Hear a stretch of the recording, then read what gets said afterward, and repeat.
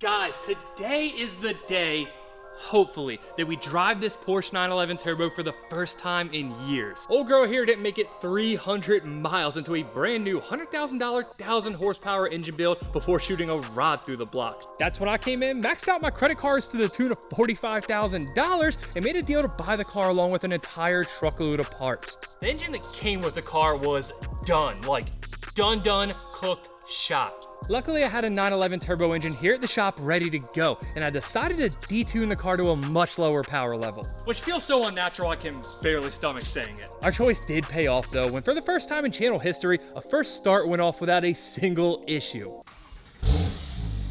Well, that was way easier than expected. But of course, that's only 10% of the battle. Last time we made it run, this time we make it drive. Not only that, we're giving away a bunch of ceramic coating kits from our series partners at Avalon King. We're gonna run the numbers on this whole build to see if this gamble paid off financially. We've came a long way, but we're not done yet. And the first thing on the agenda,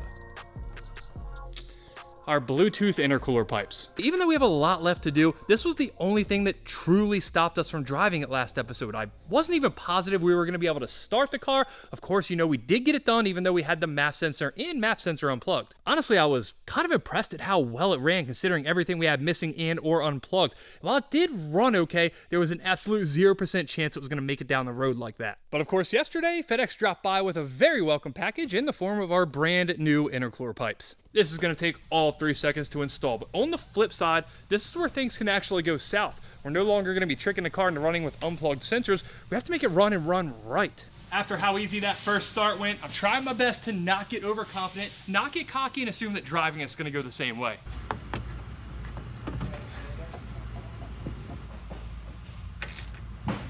Giving it the pipe check?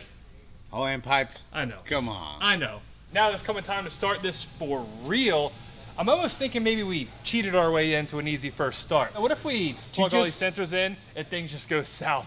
You just say it's it. possible. Like, why did you just say it? I'm thinking that maybe if I acknowledge that it's a possibility, it won't happen. That's how that works, right?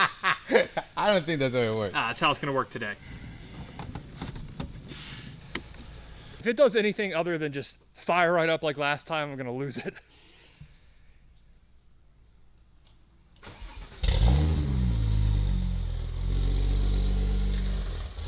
What were we worried about? I knew it was fine all along.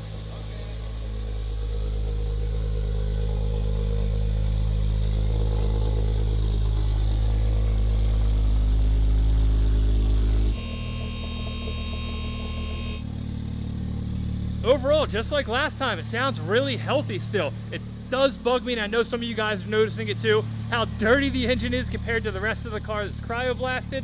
But I suppose that's not really what we need to be worrying about right now. There's no leaks that I can tell. Remember, the car is already full of fluids. I did expect to at least have some kind of an issue now that we had all the sensors plugged in. I didn't think things were gonna go quite so smoothly, but it looks like I may have just been wrong.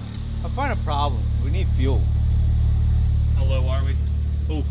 You remember what happened last time I was that low in a Porsche?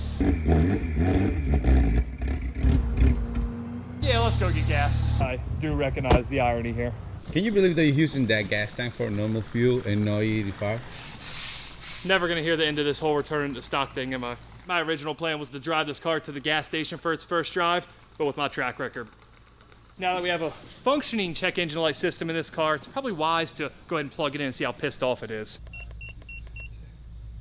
It looks like pretty much every single code is O2 sensor related, which, you know, now that I'm thinking about it, makes perfect sense because I forgot to install the rear O2 sensors. Let me back up for a second. What I meant to say was I forgot to order the rear O2 sensors, so we're gonna steal them. I'm not even positive that my car needs rear O2 sensors, so I'm happy to pull them out. At this point, I'm not letting anything stop us from driving that yellow car today. I'll do anything, including theft. Feel free to roast me for working with an adjustable, but I don't have a 22 that's small enough. Ready for attempt number 2? He's gonna be perfect? Nah, good enough.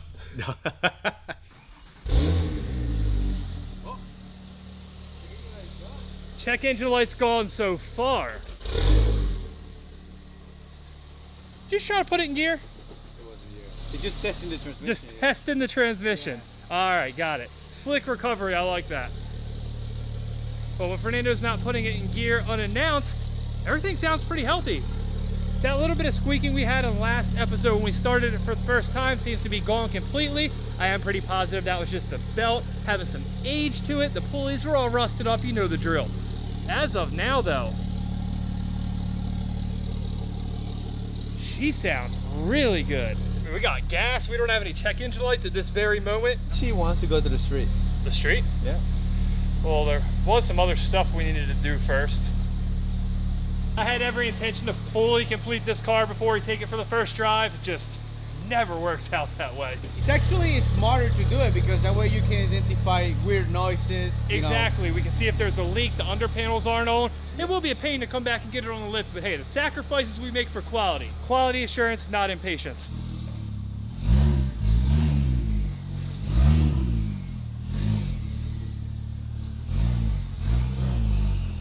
She's moving. It's not a question of if it's gonna move, it's how well's it gonna move. I'm gonna do a lap around the building. If I'm not back in 15 seconds, there's a problem.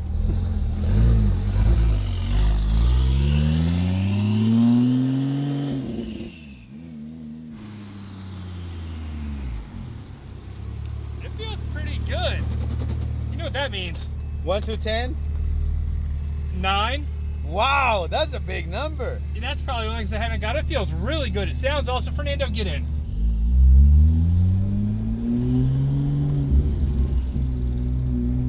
How would the brakes feel? Not as good as I would expect. Same thing on my purple 911 Turbo. Maybe some of you guys can chime in if you're familiar with the 997 Turbo platform. None of the ones I've driven have ever felt nearly as good as the GT4 I built. The brakes on this car, carbon ceramic. The brakes on my purple car, steel. So I don't know what the common denominator is. They just don't feel great. We're gonna consider this the short loop. This is just testing it out. We're not going out on the highway yet. We'll wait till it's fully wrapped up to do that. But this thing drives. It drives well. Yeah. I know I shouldn't be surprised. It's a stock car. Why would it not drive well?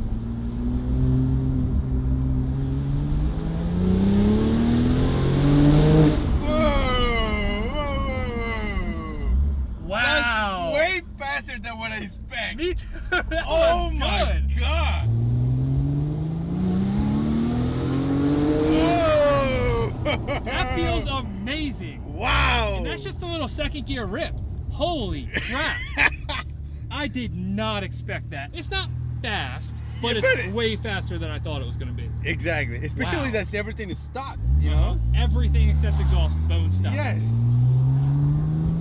Now we got to get this thing back on the lift like right away. I mean, right this minute. Get this thing wrapped up and really take it for a rip. Yes. Holy shit. I didn't mean to lie to you guys, but I'm so impressed with this car that I just can't help but get the #1 Porsche hater in the shop into the car before we get it back over there. So you better hop in. You're going to be impressed. Two things.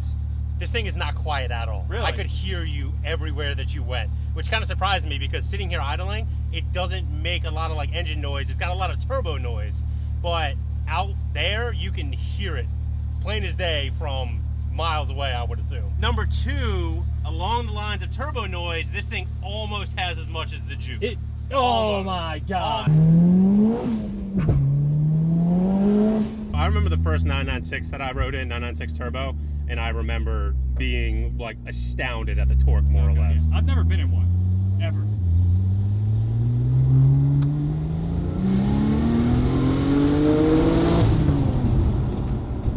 Tell me that's not impressive. It does roll, and the thing with these cars, as much crap as I talk on the way they sound, they make gobs of torque. Speechless is almost the word, that it can make that much power out of a 6-cylinder.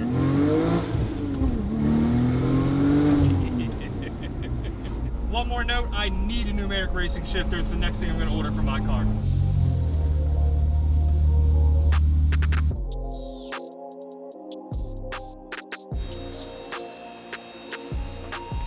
Even with the first drive in the books, the underside of the car is still completely dry. I don't want to jinx it yet, I don't want to speak too soon, but we're looking good.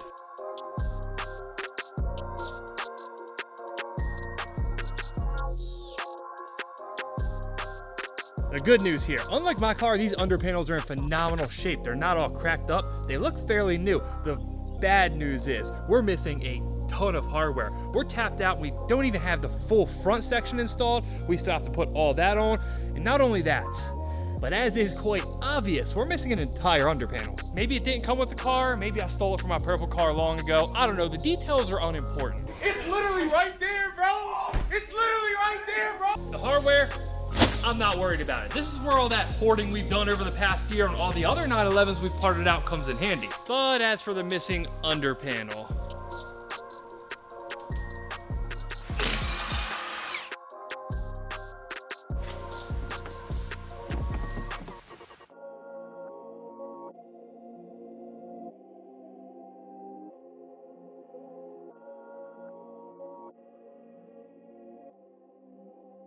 the under panels, they're done, at least as done as they're gonna be until we get that last one from our guys at Delaware Porsche Parts. Next up on the agenda, this thing right here. This is what should be a pretty awesome system. It's by Car Graphics. It's a front axle lift kit. That is an OEM option on a lot of the newer high-end RS cars. I don't believe it was on these older ones, or if it is, it's not very common. How this fancy thing works. This is the control box right here. This is teed off to the top of each strut, which shows an airbag. This other airline runs all the way down there to a compressor that's hidden under that amplifier. Even the wiring's pretty simple. You have your power, you have your ground. You do have this that runs over here to the ABS. I believe that's where it picks up speed. It does have an automatic lowering feature at I think 30 miles an hour, 50 kilometers. One would think this whole setup would run off a simple switch on the inside of the car. Unfortunately, no. They decided to design it around a remote which we don't have, and unlike that under panel, I didn't steal this one. This company's based out of Europe, so I sent them an email. I'm hoping we can adapt it to run off a regular switch, or we can source another remote. I don't know how old this kit is. I don't know if they even make them anymore. Either way, for now, it looks like we're gonna have to deal with it just raising and lowering by speed, which, if you ask me, kind of defeats the whole purpose of this entire setup.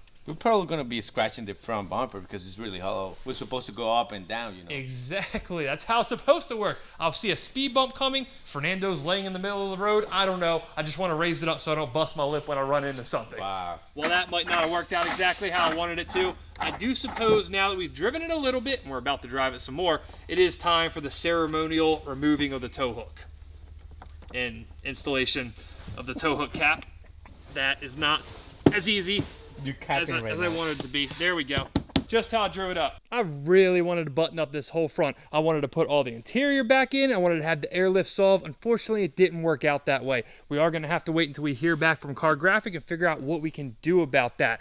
But of course, there's an absolute 0% chance we're letting anything small like this get in the way of us driving it. Except, well, I guess, giving away some Avalon King ceramic coating kits. Guys, I've been talking about Avalon King forever now. They came aboard for this entire 911 turbo project and of course hooked you guys up with some sweet discounts. In case you somehow missed it, Avalon King makes top-notch ceramic coatings designed to be applied by regular enthusiasts like you and I, no professional detailers required. No more spending thousands of dollars at the detail shop. No more waxing your car every weekend. Avalon King's got you covered. If you, like me, don't have the best track record when it comes to keeping your cars clean, Avalon King's gonna pick up that slack. Their Armor Shield 9 ceramic coating makes it insanely easy to get a showroom fresh look with like 10% of the upkeep. All the dirt, gunk, and grime you'd normally spend hours getting off your paint comes right off without any of the elbow grease. Honestly, it kind of feels like cheating, kind of like drag racing a Tesla. Make sure you show them some love. When it comes time to ceramic coat your car, head on over to avalonking.com and join the Avalon King team with all of us here at the shop. Before we hop in the car and go for a ride, we got 3 more Avalon King Armor Shield 9 kits to give away. Fernando, what do they got to do in the comments? Your call here. You gotta say Porsche, but not Porsche like how it's supposed to. You said Porsche, the way how ScrapLife say. So you're bringing them to our team? Yes. And what if they don't know how we say it? They should know. They gotta do research. They've been looking. Do they know the proper spelling? You know, if you know, you know. So that's why you deserve it. So they're just gonna have to go back through videos. So you're plugging videos now in a giveaway? I like your style. Porsche it is. Go down in the comments, put the correct spelling of Porsche, and maybe you'll win one of these things. I'll pick 3 of you guys later in the week. I think we're already gushing over this, but the way this car sounds for being a stock car with an exhaust, awesome. I do think that only the people that have been around the channel for a little bit will understand what I'm about to say, but there is one thing I like about this car, and you're gonna laugh.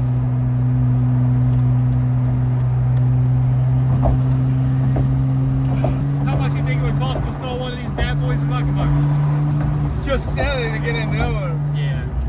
If you haven't been around, I cut the roof off my car, got rid of the sunroof, and put a carbon fiber roof on it. But hey, it's not half bad.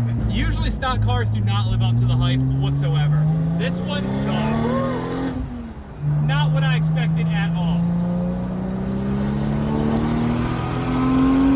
Now we can understand why everybody loves 997 turbos. And this might be the first time that I've ever said this. And it's not going to be a habit, I promise you guys that. I can see why somebody would buy this car and not want to modify it. I really can. The driving aspect that does it for me is being able to lay into the throttle just a little bit, 25%, and feel the turbo do the work. It's a different dynamic from a naturally aspirated car that's directly correlated to what your foot's doing, and I just find it cool. It's never got old to me in what? How old am I? I guess 17 years of driving. It feels just fast enough where you can enjoy the car. Exactly. And we've only done this on like straight line type stuff. Yeah. I will drop the news now. This will be the last video for this car on the channel. The build's complete, even though we have a couple minor things, some of which we're going to address when we get to the shop. But as far as the build, it's just done. It runs awesome. It's perfect. We do have to see how much, if any, money we're going to make on this thing, which is a story for a little bit later. But I am taking this to Tail of the Dragon in a few weeks. Until I either decide what I want to do with this car or sell it, I will keep you guys updated on my personal channel about all the goings on with this, of course, including all the fun we have in it. Exactly. Oh, and of course, links in the description, so go subscribe. Can't leave that part out.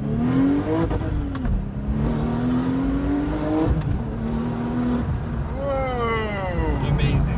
Hey, you remember when we did a first gear pull in my car not that long ago? And it hit a ghost rev limit at about 6,000? It did it again. Yes. What is that? I don't know. I guess it's a Porsche thing that I wasn't aware. I thought something was wrong with my car. Huh. Roll the clip. How do you feel about the shifting on this? Like, do you feel a big difference between this and your car? This feels like I don't have that issue with the throttle body closing. This feels like I can shift it faster than I can my car.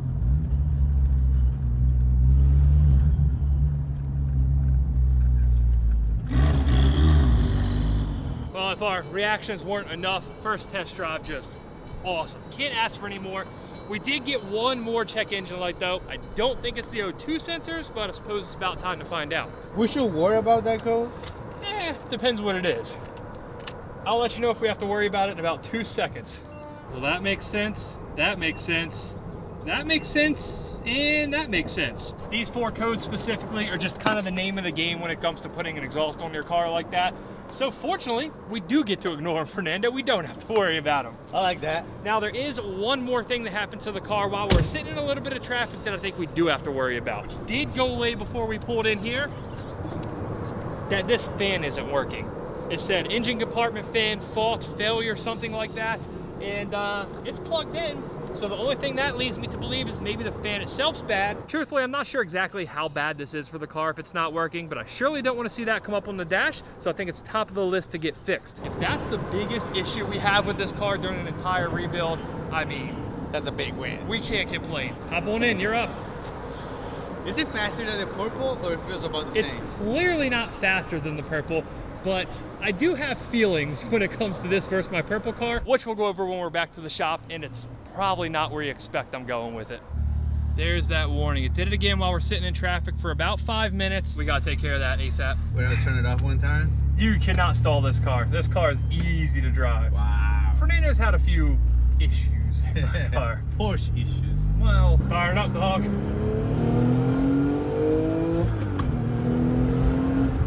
Okay. See, it's just so good. Unless the exhaust and intercoolers that are on this car are making that big of a difference, to think you could buy one of these off the dealership floor, awesome.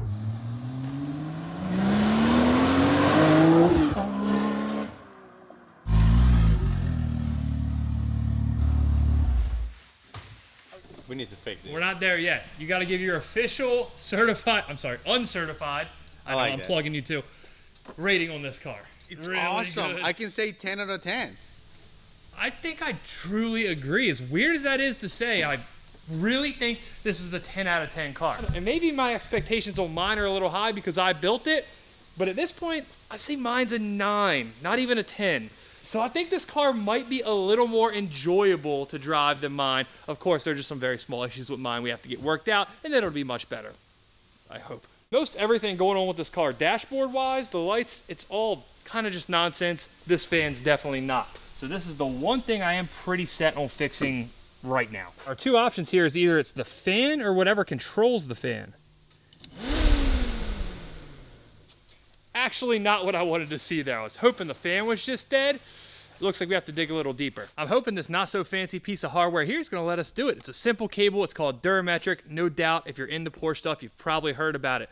This lets us connect and activate all kinds of controls within the car, and I'm hoping that we can activate that fan. It's incredibly simple, but it's a really useful tool when you're troubleshooting stuff like this. For example, if you have a problem with your wiper motor, you can click this and find out that it's your switch, not your motor. Another example, if you're winning the airbag, clicked activations, there's things in here you can click and probably just blow all the airbags in the car. I'm pretty sure that's how it works. Yeah, so everything I just said to you, it was pretty much a lie. On the 996s, you can activate that fan back there.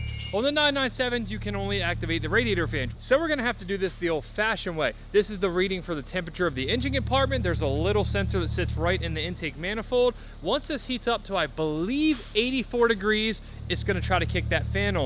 When it presumably doesn't come on, it's gonna flash that warning, and then we'll know that there's something in the system that activates it that failed. Even under 80 degrees Celsius, we have a flashing warning above the coolant temp, and right there, failure of engine compartment blower warning. So now that we verified without a doubt that it isn't coming on, we get to figure out why. From the little bit of research I've done, the most common failure point here is a fuse that's way back there under the rear seats in the subwoofer box.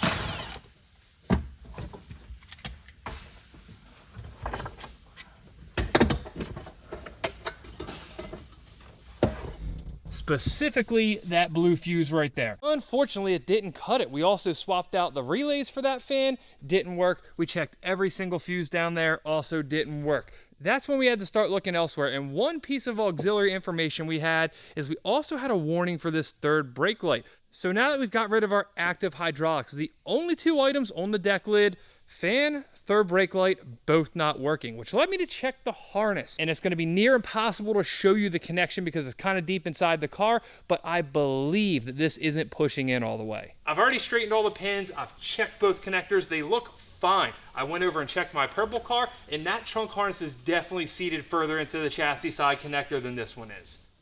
That feels like it's correct. So I would show you what just happened here, but I'm definitely not disconnecting it again. The purple retainer clip, whatever, in the trunk side harness shifted back and forth. I shifted it one direction and it finally slid in after doing that thing 5 times previously. So I'm pretty sure I hear it working now. It's not nearly as noticeable as when the trunk lid's open, and it won't work when the trunk's open. So Pete, what I'm gonna have you do is pop that trunk. I'm gonna rip it open and see if we can catch it still spinning to verify it works. All right, well that problem's down.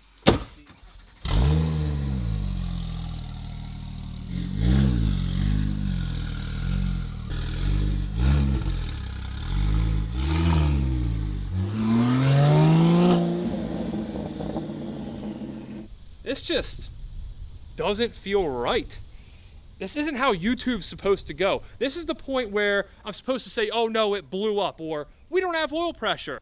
Yeah. There feels like there was supposed to be a lot more drama here, and there simply wasn't. Every single step of the way, this project has just went suspiciously smooth. From the first start, to the first drive, to the first pull, everything's just worked. That's never, ever, ever, ever, as I'm sure most of you guys can attest to, how projects like this go. So it's just a fact because it's a stock and it's a Porsche, or it's just because the fact that we're working on stock cars again? Well, Porsche obviously doesn't mean anything because look behind you. What a disaster that thing was. But it was aftermarket. A 14-month-long nightmare. So I'm leaning towards it just being a factor of us putting together a stock car. And fortunately, we had all the right parts. We had all the right good quality OEM parts. We didn't try to cheap out on anything. I think we just for once did everything exactly how you're supposed to do it, and it paid off. I can't say enough good stuff about this car, from the driving experience to how easy the project was. There is one massive remaining question though, and if we get inside and total up the financials on this car, and we're in it for $80,000, which let me go on record right now and say I don't think that's the case by any stretch. But if the numbers aren't in our favor on this, then it's gonna paint this car in a whole different light. So I suppose it's time we go find out. When I first started going through all these expenses, I thought it was gonna be kind of a monumental task. It did not turn out that way. What better place to start than with the big one, the car? $45,000, we've known that from the jump. I still feel like we got a fantastic deal on it. Regardless of how this whole project turned out, just knowing what we paid for and what we could have sold the shell for along with all the parts we got, it was a solid deal from the jump. Now that massive truckload of parts that came along with it, it was an insane amount of value there. In fact, once we listed all those parts, once we got everything off the car, out of the truck bed, and put them on eBay Motors, we had $27,500. Every single penny of that $27,500 was wiped away by the fact that we had to buy a motor out of inventory. I know multiple times during this series I've said we just snatched one off the shelves. Obviously this is a business, it doesn't work that way. It was a retail $30,000 engine, so I just called it even. And now's where we start adding some real expenses. AIM Performance round one. We had to send that motor up to them, they pinned the cams, they welded the coolant lines, they made sure that engine was good to go. They gave us a manual crank sensor, they did a bunch of maintenance to it to make sure whoever buys this car is gonna drive it pretty much worry-free for the next 100,000 miles. All that maintenance did come at a price. Pinning the cams isn't exactly the easiest thing. It cost us $5,700. And then we had to start ordering some parts. One of the most obvious things we had to fix throughout this entire process, that crooked spoiler. $300 for those solid billet aluminum wing mounts. I'm sure most of you guys remember that disaster of a fuel tank. We yanked that aftermarket fuel system out. The inside of it was a wreck. So I went out and sourced a unmodified, unopened in fact, fuel tank that we could just stick right in the car and be on our way. It did cost us $600 however. That fuel tank, even though it wasn't cheap, I do think we were able to get a deal on it, being that we bought it used, and if we were to buy all those parts new, it would have probably been 3 times that cost. Speaking of buying new fuel parts, the fuel lines. We had to order every single fuel line front to rear. Feed and return, it was 4 total pieces. Oh, and a fuel filter for $900. This next part here, we're gonna call it missing when really it was stolen by me. The coolant hard line. $430.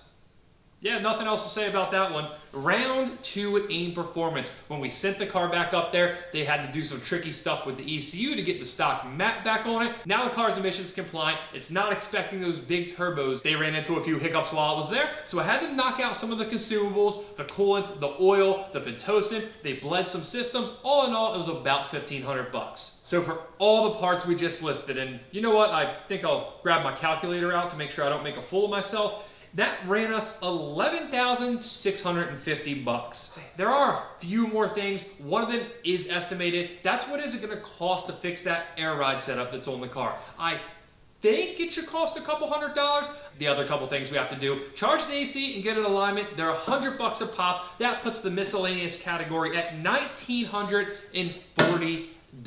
And with all that information, that brings us to a grand total on this car of $58,590. And holy shit, that's amazing. This entire time I've had a feeling we were gonna do really well in this car. You could kind of tell that things were headed in the right direction. You knew we hadn't spent a ton of money, but to see this number on what should be an $85,000 car, there's quite literally no way this could have turned out better. Now, of course, being that I already have one of these cars, we are gonna have to sell this thing, and that leaves us plenty of room to make some money and put it into another project here at some point. If you follow this market at all, you know it's been quite some time since you've been able to buy a manual 997 turbo for anything close to that. It's happened before and it will definitely happen again. That I'll buy a similar project and instead of going super smooth like this one did, everything will go horribly. We'll have a ton of money wrapped up into it. And when it's all said and done, it probably won't have been worth doing. I'm not sure exactly how long this one's gonna stick around, but at some point here, once we finish up all the little odds and ends, it will be listed for sale. So if you're one of the people that's reached out and said you were interested in buying this after it's done, keep an eye on all our social media pages. I'll let you guys know when it gets posted for sale. And with that said, I suppose it's time to get on the internet and get back to the drawing board. Let's go find ourselves another piece of junk project that will hopefully follow in the footsteps of this one and not give us too much trouble. Who am I kidding? We all know that's not gonna be the case. Thank you guys so much for following along with this project, and we'll see you back here really soon with something. Adios. While we hunt around for that activation we're looking for, just one more helpful note. If you want to spray your computer accidentally with water, you just hit that headlight washer pump activation right there. It'll do it for you real fast. Okay, Porsche gang, Porsche gang. Not turbo, little narrow body.